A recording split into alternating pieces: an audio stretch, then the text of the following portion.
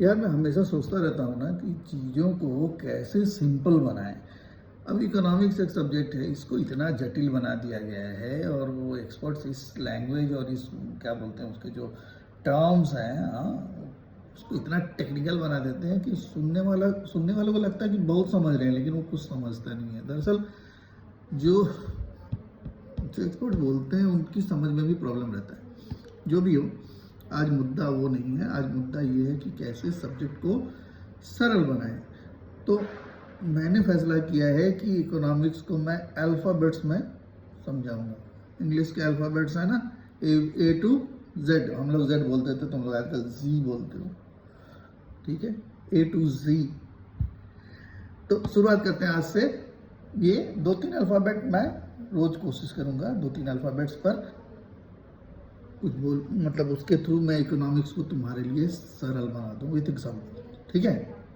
Hopefully तुम्हें अच्छा लगेगा। तो आज लेते हैं अल्फ़ाबेट ए। ए से क्या हो सकता है? ऑटोमेशन हो सकता है और हो सकता है आर्टिफिशियल इंटेलिजेंस। दोनों ही रिलेवेंट है आज के लिए, बहुत ही रिलेवेंट है। तो आर्टिफिशियल इंटेलिजेंस या ऑटोमेशन दोनों को मिला देते हैं। तो एग्जाम्पल लेते हैं, एग्जाम्पल से शुरुआत करते हैं। रिया नाम की मान लो एक लड़की है जो बेकरी चलाती है, ठीक है।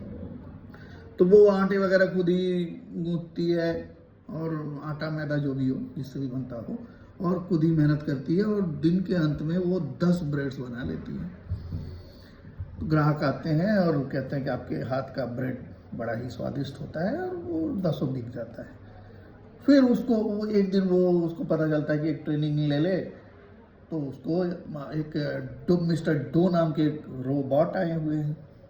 अब वो जो गूंथना वगैरह है या ब्रेड का शेप देना है, मोल्डिंग करनी है, वो इंसान खुद नहीं कर रहा है, वो एक रोबोट करेगा। मिस्टर रोबोट उसका नाम दे देते हैं। तो वो रोबोट करेंगे और आप सीख लीजिए कुछ। तो उसने ट्रेनिंग ले ली, और उसके बाद क्या हुआ कि 10 की जगह, जहाँ वो पहले हाथ से 10 ब्रेड्स बनाती थी, अब वो 100 ब्रेड्स बनाने लगी। तो इससे उसकी बिक्री बढ़ गई, उसकी प्रोडक्टिविटी बढ़ गई, ठीक है।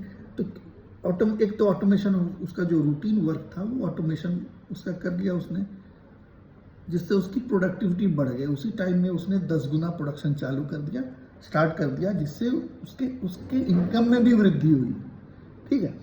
अब सवाल आता है कि ऑटोमेशन और आर्टिफिशियल इंटेलिजेंस का क्या लेना देना है। ऑटोमेशन देखो, जितने बोरिंग काम है ना वो धीरे धीरे ऑटोमेटेड हो जाएंगे। वो जो हम कहते हैं ना कि नौकरियां जा रही हैं, यार ये बोरिंग नौकरियां जाएंगी, इसको कोई नहीं रोक सकता। तो अगर अपनी बोरिंग नौकरियों से राहत पानी है तो अपने आप को स्किल्ड कर लो, कहने का मतलब। तो और आर्टिफिशियल इंटेलिजेंस इसमें कहाँ आता है? देखो, आर्टिफिशियल इंटेलिजेंस क्या है? हम जो रूटीन सोचते हैं ना, सोचना भी 2 तरह का होता है। एक क्रिएटिव थिंकिंग मतलब कुछ नया हम दे रहे हैं दुनिया को, समाज को, परिवार को, खुद को सोचने में।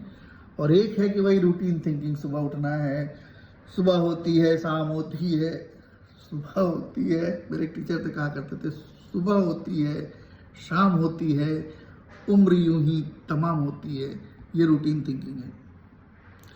क्रिएटिव थिंकिंग जो है, तो ये रूटीन थिंकिंग जब हम मशीन को दे देते हैं तो ये आर्टिफिशियल इंटेलिजेंस हो गया। अब उसका स्केलिंग होगा, वो ठीक है।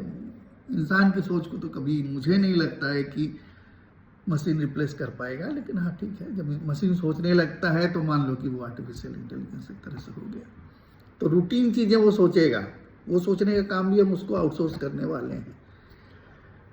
तो यही था ए से ऑटोमेशन और आर्टिफिशियल इंटेलिजेंस, ठीक है। उम्मीद है तुमको समझ आई होगी बात में। एक चीज़ और ध्यान रखना कि आउटपुट में जो फैक्टर्स लगते हैं ना, जैसे लेबर लगता है, कैपिटल लगता है, ठीक है, और भी चीज़ें लगती है। तो लेबर और कैपिटल मेन है। तो लेबर अगर ऑटोमेटेड हो गया और एआई की मदद से उसने अपनी प्रोडक्टिविटी बढ़ा ली, और with the same capital output बढ़ेगा कि नहीं बढ़ेगा? बढ़ेगा ना। ठीक है, वीडियो अगर अच्छा लगा हो तो लाइक शेयर करो। कल मिलेंगे या नेक्स्ट मिलेंगे, जब भी बैठेंगे तो दूसरे अल्फ़ाबेट्स के साथ, बी सी डी ये सब लेंगे। ठीक है, मिलते हैं बाद में।